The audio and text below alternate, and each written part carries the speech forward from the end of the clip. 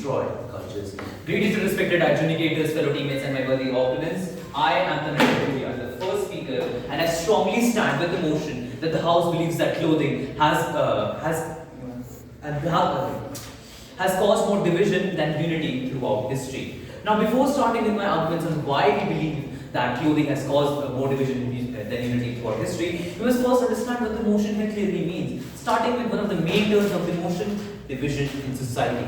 Division in society, as stated by the Webster Dictionary, is a situation where the community is separated into two distinct groups based on factors, well, in the context of this motion, clothing, which leads to inequality, tension, and conflict between these two groups.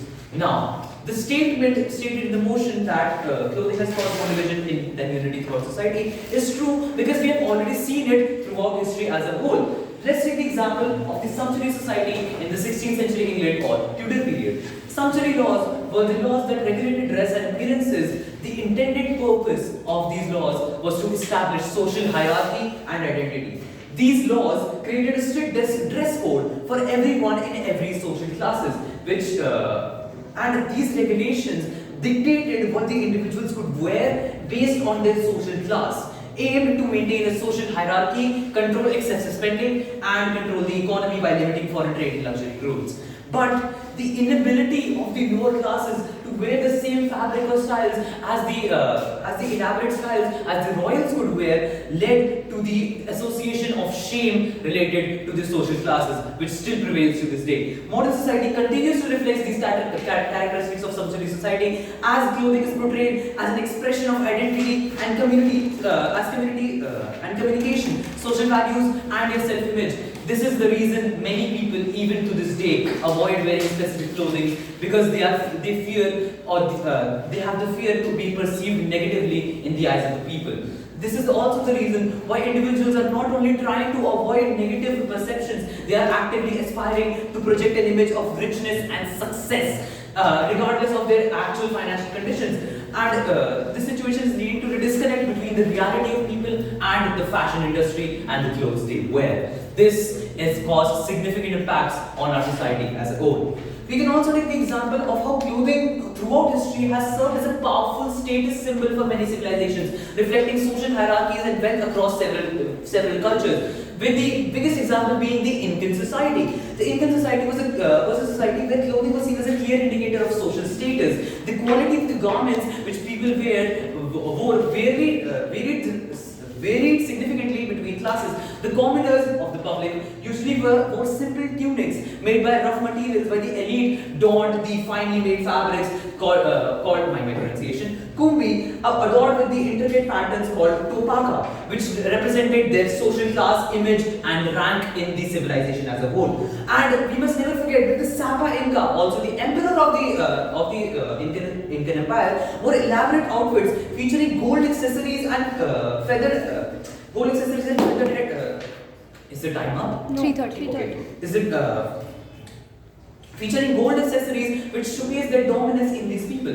The Incan society as a whole has led to a lot of gender disparities in society as well, as clothes also expresses our gender differences. Men's garments in Indian society were more elaborate and adored than the women's, indicating a social perception of male superiority even within the upper ranks of these Incan society.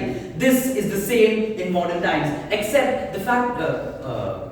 With this, I would like to conclude my speech by stating that that clothing has served more divisions than unity throughout history, as seen by these examples. Thank you.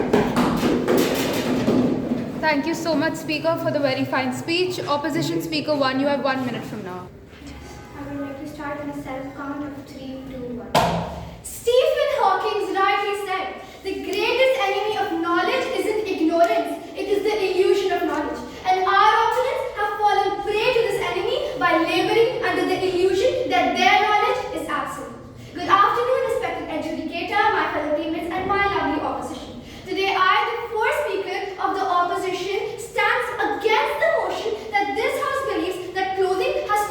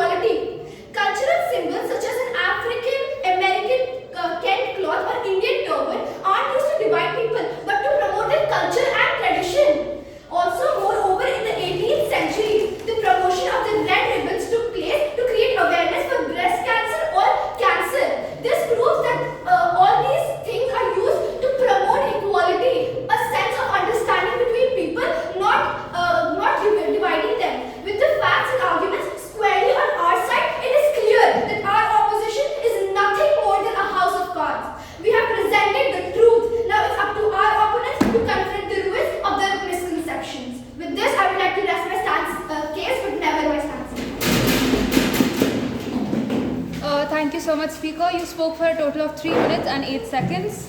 You have 1 minute if you need to take it. Fashion is a tool for self-expression, but it is also a tool for social commentary. Greetings to respected educators, my fellow teammates, and worthy opponents. I, the second speaker, Moksh Bharti, stand strongly for the motion that this House believes that clothing has caused more division than unity throughout history. Like my first speaker already stated, I would like to further elaborate. For example, the sumptuary laws, which enforce dress codes based on social classes. These laws, which were imposed by the government, restricted the clothing, a certain clothing for low caste people, which creates disparity for social hierarchy in English. The same is still happening in the modern society, where people are still divided by the same way, except the key feature here is income, the income of person. Why do people wear simple clothes, and why do rich people wear simple clothes, and why are poor people still trying to look rich and dress more exotically? It is because of social validation. Our society cares about how others see you in their perspective rather than self-expression. Rich people do not need social validation, whereas the poor people are not only trying to not look poor, but also to aspire looking rich. Another example could be high heels, which were first worn by men in the 10th century to help them secure their foot while horse riding in the stirrup. But now it has become a sign of elegance and femininity, which has now led to men being insecure about wearing high heels. Clothing has also expressed gender differentiation. Men's garments too were much more elaborate and adorned from those of women's, indicating a social perception of male superiority even within the upper ranks of Indian society. The role of clothing as a status of symbol has persisted throughout history, evolving from distinct garments of ancient civilizations to brand-driven fashion industry today. As society continues based on wealth and class, clothing remains a significant make of identity. In the face of uncertainty, only one truth remains, that clothing has caused more division than unity in history. With this, I would like to lay my verbal sword and let the words speak for themselves. Good morning, respected educators, my fellow teammates, and my worthy opponents. Today I stand here before you as a second speaker against the motion that this House believes that clothing has caused more division than unity throughout history. Firstly, clothing played a significant role in promoting unity and cohesion throughout history. From national dresses to cultural attire, clothing brought people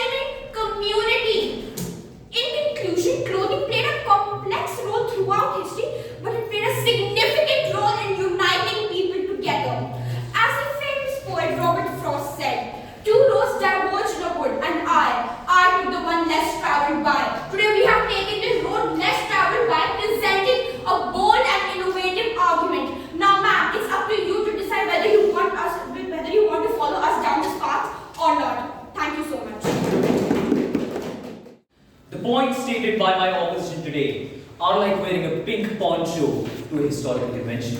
You are not only disrespecting the forum as a whole, you're also promoting the ignorance of the past.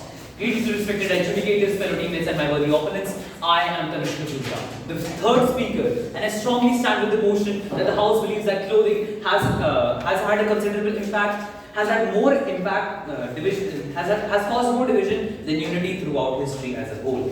Now, one of the main arguments stated by my side of the motion here is completely being ignored by my opposition here today, as they are promoting the ignorance of past as a whole. My opposition here today didn't even mention a single case of historical fact where they were actually promoting history. These were only recent events mentioned by these speakers of my opposition. Now, coming to my rebuttals. The first speaker of the opposition talked about how we have the illusion of knowledge, but the facts stated by the first and second speaker are universal historical facts which have been verified by more than 1 million historians over and over again. Are we really questioning the entire integrity of the archaeology and the historical facts which have been presented to us since the birth of the human civilization? And also the point stated about the LGBTQ community and how the feminist movements have nothing to do with the actual impact of clothing. The LGBT example is completely irrelevant to the motion itself. And also, this opposition keeps arguing about how we are ignoring the fact that there have been more attempts of unity in the present. But we cannot simply forget that the past has had significant effects on our thinking as a whole. The events of the past and the rules of the past being imposed by these civilizations have continuously and since generations affected our way of thinking, which cannot simply be removed by simple movements such as the LGBTQ or the unity movement, unless we wage these movements until the entire stereotypes of these people are completely removed. Also, the second speaker mentioned about the connection on the basis of the same taste, but this has nothing to do with the motion itself. We are simply talking about that the historical that the division caused by clothing in our fashion industry and our society as a whole is greater than that of unity caused. This has nothing to do with the entire. This has nothing to do with the motion itself. And also, they talked about how human rights have. They talked about the example of human rights, but human rights have no correlation to this motion itself. And even if we consider the fact of human rights in this motion, we cannot forget that the human rights is not an accurate representation of how our society thinks, of how our society behaves, of how our society is. This is completely invalid. And also, further reiterating of the points stated by my second speaker, our thinking, our societal beliefs, the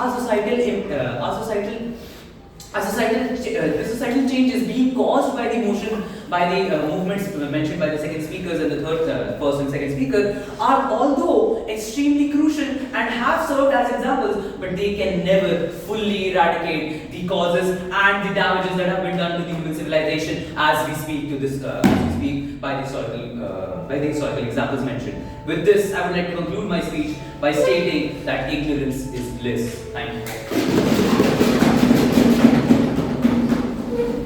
Speaker, you have 1 minute. A wise man once said, check yourself before you wreck yourself, and my proposition has clearly wrecked themselves with their true and sheer lack of knowledge. A very good morning to the respected adjudicator. I am grateful for the opportunity that is presented in front of me today, but what my proposition has presented is less of a robust case and more of a series of platitudes that you will see fall. First of all, I would like to go against the proposition by stating that clothing is a unifier, not a divider. It is not dividing cultures that they are so fixated upon. It is offering cultural exchange because people get to know the culture of a particular place, get to know the culture of a particular country. For example, in modern day India, tourists from outside India wear saris and kurtas in public places. This is not just a modern practice, but it goes back to the colonial times when women from England in the late 19th century in India wore saris, dupattas, kurtas, lehengas. This is culture, not division, may I remind you. Also, ma'am, while we agree that social issues are prominent in the world, they are not because clothing is not the cause of these social issues which they are fixated upon. While I agree there are underlying social structures, it is definitely not because of clothing. Moreover, the second speaker of my proposition mentioned how women wearing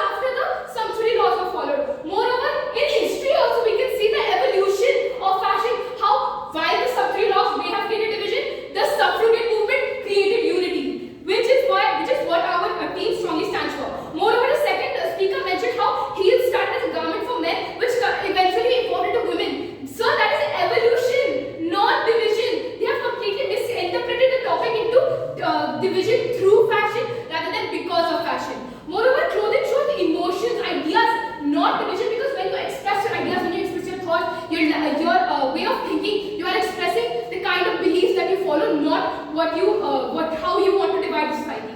Moreover, the third speaker of my proposition mentioned how history, we hadn't mentioned any examples of history while completely ignoring the LGBTQ movement that happened in the previous times, how they wore the rainbow colors, they wore colors that represented themselves, which is a representation of their beliefs, not divisiveness. In the end, I would like to say, if there are so many examples representing that clothing has the power to access, to go across borders, how can my proposition foolishly claim that it promotes division rather than unity? And with that, I would like to rest my case, but not my time. Thank you, Speaker. You spoke for a total of 3 minutes and 2 seconds. Now that we've come to the end of the debate, you guys are free to shake hands if you want to. Give us 2 minutes. We will come back to you.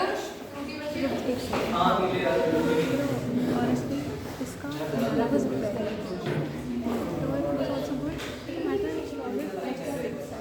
Because